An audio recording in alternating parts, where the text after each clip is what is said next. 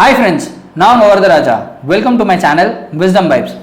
உலக அளவில் வந்து பார்த்தீங்கன்னா கொஞ்ச காலகட்டங்களுக்கு முன்னாடி கருப்பர்களுக்கு எதிரான ஒரு மிகப்பெரிய போராட்டமெல்லாம் வெடிச்சுது.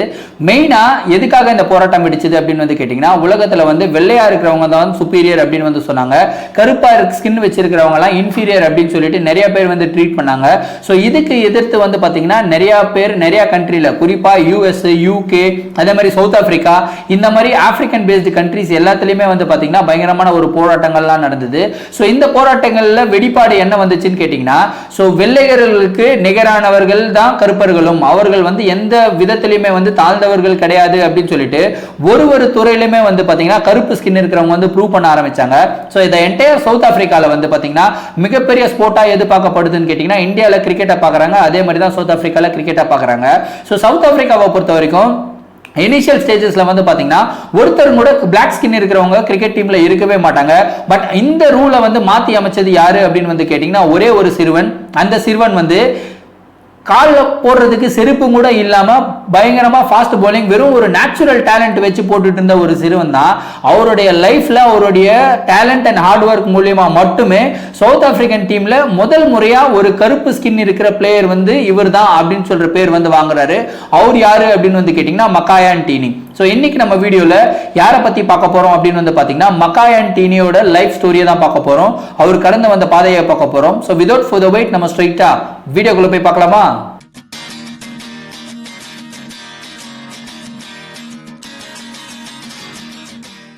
நம்ம கதையோட ஆரம்பம் எப்ப ஆரம்பிக்குது அப்படின்னு வந்து பாத்தீங்கன்னா, 6th July 1977ல Mdingi Cape Province South Africa அப்படின்ற இடத்துல ஒரு அழகான ஆண் குழந்தை பிறக்குது. அதாவது ஒரு கருப்பர்கள் குடும்பத்துல ஒரு அழகான ஆண் குழந்தை பிறக்குது. அவருக்கு பேர் தான் அவங்க மக்காயா ன்டீனி அப்படின்னு வந்து வைக்கிறாங்க. இவர் வந்து என்ன மாதிரி ஒரு குடும்பத்துல பிறகுறாருன்னு கேட்டீங்கன்னா, பயங்கரமான ஒரு அடித்தட்ட ஒரு குடும்பத்துல தான் பிறக்கிறாரு. அவருக்கு வந்து அவங்க அப்பா அம்மாவோட பேர் வந்து தேடி பார்த்தா எதுலையுமே கிடைக்கல. பட் ஆனா இவங்களுடைய குடும்ப சூழ்நிலை அப்படின்னு வந்து கேட்டீங்கன்னா, சாப்பிடுறதுக்கே கஷ்டங்க, ஒருவேளை சாப்பிடுறதுக்கே கஷ்டம் அப்படின்ற மாதிரி ஒரு குடும்பத்துல தான் பிறக்கிறாரு. ஸோ வளர வளர இவர் வந்து பாத்தீங்கன்னா எல்லா ஆப்பிரிக்கன் கிட்ஸ் மாதிரி தான் வளர்றாரு. அதாவது maximum of the black African kids இவர் வளர்ற பீரியட்ல ரொம்பவும் ஏழ்மையான ஒரு நிலைமையில தான் இருந்தாங்க. ஸோ மக்காயா ன்டீனி அதே மாதிரி ஒரு நிலைமையில தான் இருக்காரு. அதாவது கிழிஞ்சி போன சக்கா என்ன, கிழிஞ்சி போன ட்ரௌசர் என்ன, அதே மாதிரி காலில் நடக்கிறதுக்கு செருப்பும் கூட இல்லாம இப்படிதான் வந்து வளர்ந்துட்டு இருந்தாரு. அதுக்கப்புறம் வளரும் போது இவருக்கு பிடிச்ச விஷயம் என்ன அப்படின்னு வந்து கேட்டீங்கன்னா, இவருக்கு வந்து விளையாடணும் அப்படின்ற ஒரு விஷயம் தான் பிடிச்சது. ஸோ சின்ன வயசுல இருந்தே அவருடைய பந்து எப்படி இருக்கும்னு கேட்டீங்கன்னா, இந்த நூலெல்லாம் இருக்கு இல்லைங்களா, அந்த நூலெல்லாம் சுத்தி ஒரு பந்து மாதிரி ரெடி பண்ணி அந்த பந்துல போலிங் போட்டு தான் இவங்க எல்லாம் பிராக்டிஸ் பண்ணி விளையாடிட்டு இருந்தாங்களாம். ஸோ இந்த மாதிரி குழந்தைகளுக்கெல்லாம் ஒரு வாழ்க்கை வராதா அப்படின்னு சொல்லிட்டு வந்து யோசிச்சுக்கிட்டே இருப்பாங்க. பட் ஆனா சான்ஸ் கிடைச்சா கண்டிப்பா மக்காயா ன்டீனி மாதிரி யூஸ் பண்ணுங்க அப்படின்னு சொல்ற மாதிரி இவருக்கு வந்து ஒரு மிகப்பெரிய சான்ஸ் எப்போ கிடைக்குது அப்படின்னு வந்து கேட்டீங்கன்னா, United Cricket Board development programme அப்படின்ற ஒரு ப்ரோக்ராம் வந்து அமைக்கிறாங்க. ஸோ இந்த கிரிக்கெட் ப்ரோக்ராம் எதுக்காக அமைக்கிறாங்கன்னு கேட்டிங்கன்னா, இந்த மாதிரி ரொம்ப ஏழையான குழந்தைகள் எல்லாம் இருக்காங்க இல்லைங்களா, அந்த ஏழையான குழந்தைகள்ல யாராவது டேலண்டடான கிட் இருந்தா அவங்கள செலக்ட் பண்ணி அவங்களுக்கு வந்து ஸ்பான்சர்ஷிப் அப்படின்ற ஒரு விஷயம் கொடுத்து அவங்கள வந்து ஒரு நல்ல லெவலுக்கு எடுத்துட்டு போகணும் அப்படின்றதுக்காக தான் இந்த கிரிக்கெட் ப்ரோக்ராமை டிசைன் பண்ணப்படுறாங்க. ஆனா இதுல வந்து ஒரு விதி என்ன அப்படின்னு வந்து கேட்டிங்கன்னா, 10 to 12 வயசுக்குள்ள இருக்கிற குழந்தைகளை மட்டும் தான் நம்ம செலக்ட் பண்ணணும் அப்படின்றது வந்து அந்த டெவலப்மெண்ட் ப்ரோக்ராமோட ஒரு ரூல். பட் ஆனா மக்காயா ன்டீனிக்கு இந்த டெவலப்மெண்ட் ப்ரோக்ராம் வரும்போதே எத்தனை வயசு ஆயிடுச்சுன்னு வந்து பாத்தீங்கன்னா 14 வயசு ஆயிடுச்சு. அப்பதான் ரேமண்ட் பூயி அப்படின்னு சொல்லப்படுற ஒருத்தர், அவர் வந்து கிரிக்கெட் டெவலப்மெண்ட் ஆஃபீஸரா வந்து அந்த டெவலப்மெண்ட்ல இருந்தாரு. ஸோ அந்த டெவலப்மெண்ட் ஆஃபீஸர் வந்து மக்காயா ன்டீனியோட கிராமத்துக்கு வந்து வராரு. அங்க வந்து நிறைய குழந்தைகள் எல்லாமே வந்து போலிங் போடுறதெல்லாம் பாக்குறாரு. பட் ஆனா அவர் வந்து சாட்டிஸ்ஃபை ஆகல. தூரத்துல மக்காயா ன்டீனி வந்து இந்த நூறு நாள் செய்யப்பட்ட பால்ல வந்து போலிங் போட்டுட்டு இருக்காரு. ஸோ போலிங் போட்டுட்டு இருக்கும்போது அவர் பாக்குறாரு, இவருடைய ரன்னப் எல்லாம் நல்லா இருக்கு. பட் ஆனா காலையில செருப்பு கூட கிடையாது, கிழிஞ்சி போன ஒரு சட்டை, கிழிஞ்சி போன ஒரு ட்ரௌசரை போட்டு போலிங் போட்டுட்டு இருக்காருன்னு சொல்லிட்டு கூப்பிட்டுட்டு நீ வந்து போலிங் போடுப்பா அப்படின்னு வந்து சொல்லியிருக்காரு. அங்க வந்து போலிங் போட்ட உடனே இவர் வந்து மிரண்டுறாரு. ஏன்னா ஒரிஜினலா நான் பால் கொடுத்தேன், இவருடைய பேசே வந்து வேற லெவல்ல இருக்கு. அதுக்கப்புறம் வந்து கேட்டிருக்காரு. ஆனா ஒரு பிரச்சனை என்னன்னா, இவருக்கு வந்து இங்கிலீஷ் அப்படின்ற விஷயமே சுத்தமா தெரியாது. அவங்க வந்து ஒன்லி அவங்களுடைய நேட்டிவ் லாங்குவேஜ் மட்டும் தான் பேசிட்டு இருக்காங்க. ஒரு மாதிரி ட்ரைப் அப்படின்னு வந்து வச்சுக்கோங்களேன். நேட்டிவ் லாங்குவேஜ் மட்டும் தான் பேசிட்டு இருக்காங்க. இவருக்கு வந்து இங்கிலீஷ் சுத்தமா புரியல.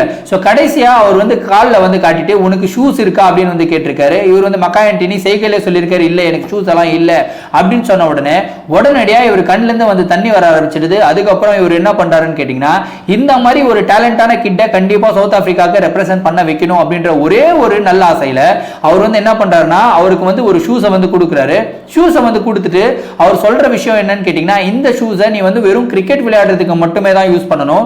அதே மாதிரி இந்த மாடு மேய்க்க போகும்போது இல்ல வயல்ல கழனில எல்லாம் இறங்கி வேலை செய்யும் போது இந்த ஷூஸை நீ யூஸ் பண்ணவே கூடாது அப்படின்ற ஒரு விஷயமும் சொல்லியிருக்காரு. மக்காயா ஆண்டனியும் ஸ்மைல் பண்ணி வாங்கிடுறாரு. அதுக்கப்புறம் இவர் வந்து இப்போ டெவலப்மெண்ட் ஆஃபீஸரா இருக்காரு இல்லையா, இந்த ரூலை வந்து மாற்றி அமைக்கணும். ஏன்னா மக்காயா ஆண்டனியை பொறுத்த வரைக்கும் 14 வயசு அடிச்சு அவர் வந்து ரொம்ப ஜைஜாண்டிக்கா இருக்காரு, பார்க்கறதுக்கு சின்ன பையன் மாதிரி இல்லை. ஸோ இவர் வந்து ஒரு ஹையர் டீன்ஸ் அப்படின்னு வந்து சொல்லலாம். ஸோ இந்த வயசுல ஒரு பிளேயரை வந்து உள்ள எடுக்க முடியுமா டெவலப்மெண்ட் ப்ரோக்ராம்ல அப்படின்னு சொல்லிட்டு பயங்கரமா சண்டை போட்ட பர்சன் அவர் மட்டுமே தான். ஸோ சண்டை போட்டு ஒரு வழியா கடைசியில மக்காயா ஆண்டனியை வந்து டெவலப்மெண்ட் ப்ரோக்ராம்ல வந்து ஜாயின் பண்ண வைக்கிறாங்க. அதுக்கப்புறம் 1994-95 வந்து பாத்தீங்கன்னா இந்த டெவலப்மெண்ட் ப்ரோக்ராம் வந்து மக்காயா ஆண்டனிக்கு வந்து ஸ்பான்சர்ஷிப் கொடுக்குறாங்க. ஸ்பான்சர்ஷிப் கொடுத்து இவரை வந்து கிங் வில்லியம் டவுன் அப்படின்னு சொல்லப்படுற ஒரு டவுன்ல ஒரு காலேஜ் இருக்கு, டேல் காலேஜ் அப்படின்னு சொல்லிட்டு. இந்த டேல் காலேஜ் வந்து பாத்தீங்கன்னா கிரிக்கெட்டுக்கே வந்து பயங்கரமா பேர் போன ஒரு காலேஜ். அந்த காலேஜ்ல வந்து மக்காயா ஆண்டனியை வந்து சேர்த்து விடுறாங்க. சேர்த்து விட்டது மட்டுமே இல்லாம இவரை வந்து ஒரு ஸ்பெஷலான ஒரு டியூட்டர் எல்லாம் வச்சு பயங்கரமா சொல்லி கொடுக்க ஆரம்பிக்கிறாங்க. இங்கிலீஷ் சொல்லி கொடுக்க ஆரம்பிக்கிறாங்க. ஸ்போர்ட்ஸை பத்தி நிறைய விஷயங்கள் எல்லாம் சொல்லி கொடுக்க ஆரம்பிக்கிறாங்க. கொஞ்சம் கொஞ்சமா இவர் வந்து பாத்தீங்கன்னா பயங்கர பாப்புலர் ஆயிடுறாரு. ஏன்னா இவருடைய லைன் அண்ட் லென்த்தும் ஆகட்டும் சரி, இவருடைய பேசும் ஆகட்டும் சரி, வேற லெவல் இருக்கு. அதுக்கப்புறம் பார்டர் ஸ்கூல்ஸ் அப்படின்ற ஒரு டீம்ல வந்து அண்டர் 19 டீம்ல மக்காயா ஆண்டனியை செலக்ட் பண்றாங்க. ஸோ பை 1994-95 வந்து பாத்தீங்கன்னா அண்டர் 19 டீம்ல வந்து பயங்கரமா கலக்குறாரு. கிட்டத்தட்ட 27 விக்கெட் மேல எடுக்கிறாரு. அதுக்கப்புறம் சவுத் ஆப்பிரிக்காவோட அண்டர் 19 டீம்லயும் வந்து செலக்ட் பண்றாங்க. அதுலயும் வந்து பாத்தீங்கன்னா டாப் மோஸ்ட் பெர்ஃபார்மன்ஸ் எல்லாம் பண்றாரு. அதுக்கப்புறம் இவருடைய டொமஸ்டிக் டெபியூ எப்ப ஆகுது அப்படின்னு வந்து கேட்டீங்கன்னா நவம்பர் 1995 இங்கிலாந்து 11 அப்படின்னு சொல்லப்படுற, அதாவது இங்கிலாண்டோட ஏ டீம் அப்படின்னு வந்து சொல்லலாம். ஸோ இங்கிலாந்து 11க்கு எதிராக ஒரு டொமஸ்டிக் டெபியூ வந்து பண்ண வைக்கிறாங்க. ஸோ அந்த சீரீஸ்லயுமே வந்து பாத்தீங்கன்னா மக்காயா ஆண்டனி வந்து பயங்கரமா கலக்குறாரு. கலக்கி வந்து கிட்டத்தட்ட 17 விக்கெட்ஸ் எடுக்கிறாரு 3 மேட்ச்ல. ஸோ மக்காயா ஆண்டனி வந்து ஒரு பயங்கரமான ப்ராஸ்பெக்ட் அப்படின்றது வந்து தெரிஞ்சிருது. ஸோ இப்படியே அவரோட லைஃப் எல்லாம் டிராவல் பண்ணிட்டு இருக்கும்போது அவர் வந்து டொமஸ்டிக்ல வந்து நிறைய மேட்சஸ் எல்லாமே விளையாடுறாரு. விளையாடுற எல்லா மேட்ச்லயுமே வந்து சூப்பரா பெர்ஃபார்ம் பண்றாரு. பெர்ஃபார்ம் பண்ண உடனே அவருக்கு வந்து 16th January 1998 one day international debut கொடுக்கப்படுது. ஸோ அவருடைய ஒன் டே இன்டர்நேஷனல் டெபியூ யாருக்கு எதிராக பண்றாருன்னு கேட்டீங்கன்னா நியூசிலாந்து அப்படின்னு சொல்லப்பட்ட ஒரு டீமுக்கு எதிராக தான் பண்றாரு. அதுக்கப்புறம் அவருடைய டெஸ்ட் டெபியூ வந்து 19th March 1998 ஸ்ரீலங்காக்கு எதிரான ஒரு மேட்ச்ல தான் வந்து டெஸ்ட் டெபியூ பண்றாரு. அவருடைய T20 டெபியூ எப்போ பண்றாருன்னு கேட்டீங்கன்னா 21st October 2005 நியூசிலாந்துக்கு எதிரான ஒரு மேட்ச்ல தான் அவருடைய T20 டெபியூவும் பண்றாரு. ஸோ அவருடைய இன்டர்நேஷனல் டெபியூ ஆனதுக்கு அப்புறம் த நெக்ஸ்ட் பிக் ப்ராஸ்பெக்ட் அப்படின்னு சொல்லிட்டு சவுத் ஆப்பிரிக்கன் ஃபாஸ்ட் பவுலிங்கோட லீடிங் பேஸ் அட்டாக்ல ஒரு லீடரா வந்து மக்காயா ஆண்டனி உருவாயிடுறாரு. ஸோ அவருடைய மேட்சஸ் எல்லாமே ரொம்ப சூப்பரா போயிட்டு இருக்கும்போது அங்கதான் வாழ்க்கையில ஒரு மிகப்பெரிய பிரச்சனையை அவர் வந்து சந்திக்கிறாரு. என்ன பிரச்சனைன்னு கேட்டீங்கன்னா லேட் 1998, அதாவது டிசம்பர் 1998 ஜனவரி 1999 அவர் பேர்ல ஒரு ரேப் அலிகேஷன் வந்து வைக்கப்படுது. ஸோ ரேப் அலிகேஷன் வைக்கப்படும் போது மக்காயா ஆண்டனி வந்து இல்ல நான் இன்னசென்ட், நான் வந்து ரேப் எதுவுமே பண்ணல அப்படின்னு சொல்லிட்டு பயங்கரமா ப்ளீட் பண்றாரு. பட் இருந்தாலுமே இவரை வந்து ரேப் விக்டிமா வந்து கன்விக்ட் பண்ணப்படுறாரு. அதுக்கப்புறம் வந்து சவுத் ஆப்பிரிக்கால இருக்கிற சவுத் ஆப்பிரிக்கன் கிரிக்கெட் போர்டில் இருக்கிற ஒரு சில ஆட்கள் வந்து மக்காயா ஆண்டனியோட ஃபியூச்சரை வந்து ஸ்பாயில் பண்ணாம பாத்துக்கணும் அப்படின்னு சொல்லிட்டு அவங்க என்ன பண்றாங்கன்னா அந்த ரேப் கேஸை வந்து திரும்பி ஓபன் பண்றாங்க. சோ கன்விக்ட் பண்ண மக்காயா ஆண்டனியை எப்படியாவது ரிலீஸ் பண்ணணும். அவர் வந்து உண்மையிலேயே குற்றவாளி அப்படின்னா அவரை வந்து தண்டிக்கப்படணும். ஆனா குற்றவாளி இல்ல அப்படின்னா அவர் வந்து கேஸ்ல இருந்து வெளியே வரணும் அப்படின்னு சொல்லிட்டு பயங்கரமா போராட்டம் எல்லாம் பண்றாங்க. போராட்டம் பண்ணதுக்கு அப்புறம் திரும்பியும் அந்த கேஸை வந்து ரீஓபன் பண்றாங்க. ரீஓபன் பண்ணிட்டு திரும்பியும் வந்து இன்வெஸ்டிகேஷன்ஸ்ல தான் என்ன தெரிய வருதுன்னா இதுக்கும் இந்த ரேப் இன்சிடென்ட்டுக்கும் மக்காயா ஆண்டனிக்கும் எந்த ஒரு சம்பந்தம் இல்லை அப்படின்னு சொல்லிட்டு தெரிய வருது. சோ அந்த ரேப் கேஸ்ல இருந்து வெளியே வந்துடுறாரு. அவருக்கு வந்து 6 வருஷம் ஜெயில் டைம் கொடுத்திருந்தாங்க. அந்த 6 வருஷம் ஜெயில் டேர்மும் கேன்சல் பண்ணிட்டு அவரை வந்து ரிலீஸ் பண்றாங்க. ரிலீஸ் பண்ண உடனே ஸ்ட்ரைட்டாவே இவர் வந்து டொமஸ்டிக் கிரிக்கெட்ல விளையாட ஆரம்பிக்கிறாரு. பட் இவருடைய பேர் அப்படின்றது வந்து பயங்கரமா டேமேஜ் பண்ணப்பட்டுருச்சு. என்னதான் first black player to play for South Africa அப்படின்ற ஒரு பேர் வாங்கினாலுமே இந்த ரேப் விக்டிம் அப்படின்ற ஒரு இந்த பேர் வந்து பயங்கரமா வந்து அவருடைய பேர் டேமேஜ் பண்ணுது. டேமேஜ் பண்ணது காரணத்தினால சவுத் ஆப்பிரிக்கால வந்து இவரை செலக்ட் பண்ணவே முடியல. பட் இன் டர்ன் செலக்டர்ஸ் வந்து என்ன பண்றாங்கன்னா என்ன வேணா இருக்கட்டும், இவர் தான் ரேப் விக்டிம் இல்லையே அப்படின்னு சொல்லிட்டு அனௌன்ஸ் பண்ணிட்டாங்களே. ஸோ இவர் வந்து இவருடைய சார்ஜ் ஷீட் எல்லாமே கிளீனா இருக்கு, இவர் வந்து எந்த ஒரு தப்பும் பண்ணல அப்படின்ற ஒரு காரணத்தினால 2000ல நடக்கிற சார்ஜா கப்ல வந்து இவரை இன்க்ளூட் பண்றாங்க. சோ இவரை இன்க்ளூட் பண்ணதுக்கு அப்புறம் 2000க்கு அப்புறம் இவர் வந்து யோசிச்ச விஷயம் என்னன்னா, இந்த உலகத்துல நம்ம வந்து ஒரு ஆர்டினரியான பர்சன், ஆவரேஜான ஒரு பிளேயரா இருந்தா கண்டிப்பா நம்மள வந்து எப்படியாவது சாய்க்கணும் அப்படின்னு தான் பார்ப்பாங்க. இதுவே நம்ம ஒரு எக்ஸ்ட்ராடினரி பிளேயரா உருவாயிட்டோம்னா நம்மளுடைய எதிரிகள் கூட நம்மளுடைய ஃபேன்ஸா மாறிடுவாங்க அப்படின்னு சொல்லிட்டு இவருக்கு கிளியரா தெரிஞ்சிருச்சு. அதுக்கப்புறம் இவர் என்ன பண்ணாருன்னு கேட்டீங்கன்னா 2000ல இருந்து இவருடைய லெவல் ஆஃப் போலிங் அண்ட் ஸ்கில்லும் வந்து வேற லெவல்ல ஆயிடுச்சு. 2003ல ஒரு ரெக்கார்ட் செட் பண்றாரு. அதாவது முதல் முறையா ஒரு டெஸ்ட் மேட்ச்ல 10 விக்கெட் எடுத்த சவுத் ஆப்பிரிக்கன் போலரா வந்து மக்காயா ஆண்டனி உருவாக்குறாரு. அது மட்டுமே தானா அப்படின்னு வந்து கேட்டீங்கன்னா 12th ஏப்ரல் 2005 அன்னைக்கு சவுத் ஆப்பிரிக்காவோட ஒரு மிகப்பெரிய ரெக்கார்ட் பண்றாரு. அதாவது ஒரு டெஸ்ட் மேட்ச்ல 13 விக்கெட் எடுத்திருக்காரு, 132 ரன் கொடுத்து. இது வரைக்குமே highest wickets ever taken by South African bowler on a test match வந்து மக்காயா ஆண்டனி. அந்த 13 விக்கெட் தான். அது மட்டுமே தானான்னு கேட்டீங்கன்னா கிடையாது. மார்ச் 2006 அன்னைக்கு ஆஸ்திரேலியாக்கு எதிரான ஒரு மேட்ச்ல வந்து பாத்தீங்கன்னா 6 விக்கெட்ஸ் 22 ரன்ஸ் கொடுத்து ஒன் டே இன்டர்நேஷனல் மேட்ச்ல எடுத்திருக்காரு.